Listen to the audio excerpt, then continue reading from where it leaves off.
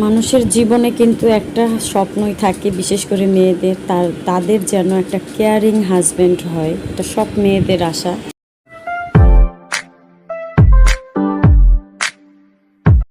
বিসমিল্লাহির রহমানির রহিম। আসসালামু আলাইকুম। আমি উর্মি রহমান ঢাকা থেকে বলছি। তো যেখান থেকে আমার ভিডিওটি দেখছেন, আশা করি সবাই ভালো আছেন।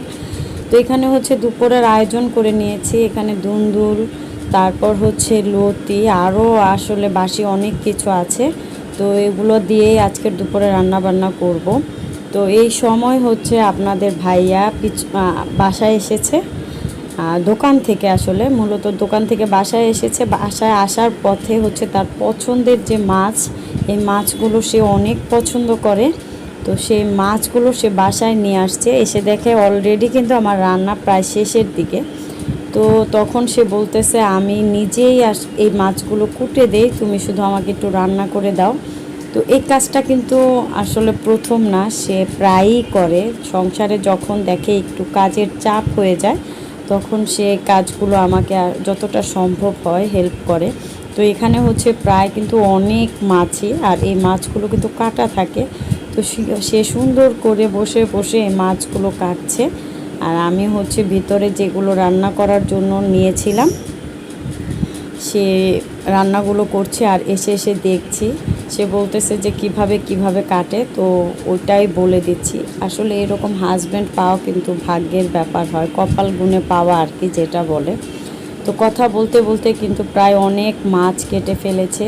তো আমি রান্নার ফাঁকে দেখি আমার ছোট্ট টুনটুনিটা আলমারি থেকে তার প্রিয় ড্রেসটা বের করে নিয়ে আসছে। তার বাবার কাছ থেকে নিয়ে আসছে। নিয়ে এসে হচ্ছে সে সুন্দরভাবে নাচ করতেছে, তারপর হচ্ছে গান গাচ্ছে। সে খুব এই ধরনের ফ্লাফি যে ড্রেসগুলো থাকে এগুলো দিয়ে ঘুরতে সে খুবই পছন্দ করে। তো এই যে খুব সুন্দর করে সে ঘুরছে। তো বেশিক্ষণ আসলে জামাটা সে পরতে পারেনি, এত গরম তার নিজের কাছেই খারাপ লেগেছে। আর এই ড্রেসটা আসলে কেনার পর একদিনই পরা হয়েছে, সেটা হচ্ছে আমার ভাইয়ের মেয়ের বার্থডেতে পরেছিল, হাফ অ্যান আওয়ারের মতো, এইটুকুই জাস্ট, আর কিছুই না। ড্রেসটা খুবই সুন্দর আর ওর খুবই পছন্দের একটা ড্রেস। তো এগুলো করতে করতে এই যে দুপুরের আয়োজন হচ্ছে দুন্দুল দিয়ে রুই মাছ, মাংসর ঝুরা, করলা ভাজি, তারপর লতি, তারপর হচ্ছে ওই বাইম মাছগুলো সুন্দর করে ধনেপাতা দিয়ে একটু মাখা মাখা করে রান্না করা হয়েছে। কারণ আপনাদের ভাইয়ার আজকে সময় নেই, আসলে সে কিছুদিন যাবৎ প্রচুর পরিমাণ ব্যস্ত। তো আজকে এটাই বলতেছে যে আমার প্রিয় প্রিয় খাবার রান্না করা হয়েছে।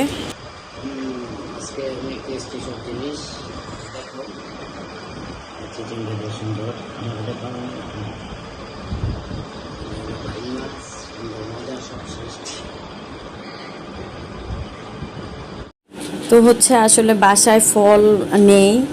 তো ও বলতেছে আমি যাওয়ার আগে বাজার থেকে কিনে দিয়ে যাচ্ছি। এই যে বাজার থেকে ফল কিনে দিয়ে আসলে ও মূলত বাহিরে গিয়েছে। তো এগুলো হচ্ছে হুজরাত খেলতেছে, দেখতেছে, আর আমি গুছিয়ে নিচ্ছি। আর হচ্ছে কি বলে না, কপাল গুণে স্বামী পাওয়া। আসলে আমাদের মনে হয় কপালটা ভালো দেখে এরকম শ্বশুরবাড়ির স্বামী পেয়েছি। সবার ভাগ্যে আসলে এরকম জুটে না। তারপরেও দোয়া করি সবাই যেন সুখে থাকে, শান্তিতে থাকে।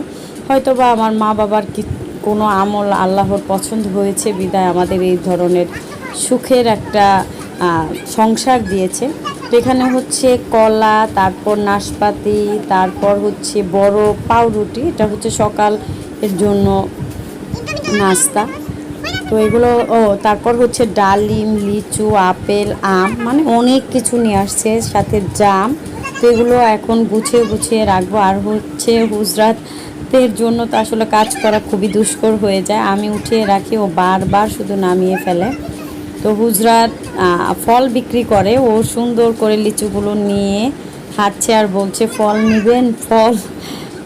আসলে পরিবারে সন্তান না থাকলে বোঝা যায় যে ওই পরিবারের হাসি খুশিটা একটু থাকে না, মিস হয়ে যায়। তো আশা করি আজকের ব্লগটা ছোট্ট একটা ব্লগ ছিল, আমার আপুদের ভাইয়াদের ভালো লেগেছে। ভালো লাগলে অবশ্যই আমার চ্যানেলটা সাবস্ক্রাইব করবেন এবং বেল বাটন ক্লিক করে পাশে থাকবেন। আর সুন্দর সুন্দর কমেন্ট করবেন। আর কে কোথা থেকে দেখছেন অবশ্যই কমেন্ট বক্সে জানাবেন। আসলে এই কলাগুলো আমাদের ঘরে কেউই খায় না। আমাদের ঘরে বিশেষ করে বাংলা যে বড় বড় কলাগুলো থাকে, বাংলা কলা প্রচুর মিষ্টি, তো ওই কলাগুলো খায়। হুজরাত খুবই পছন্দ করে ওই কলা। এই যে আপেলও কামড় দিয়ে ফেলেছে। তো এখন হচ্ছে এগুলো রেখে দিব, হুজরাতকে ঘুম পাড়িয়ে দিব, সাথে সাথে আপনাদের কাছ থেকেও বিদায় নিচ্ছি। ভালো থাকবেন, সুস্থ থাকবেন। আজকের মতো এখানেই বিদায়। আল্লাহ হাফেজ।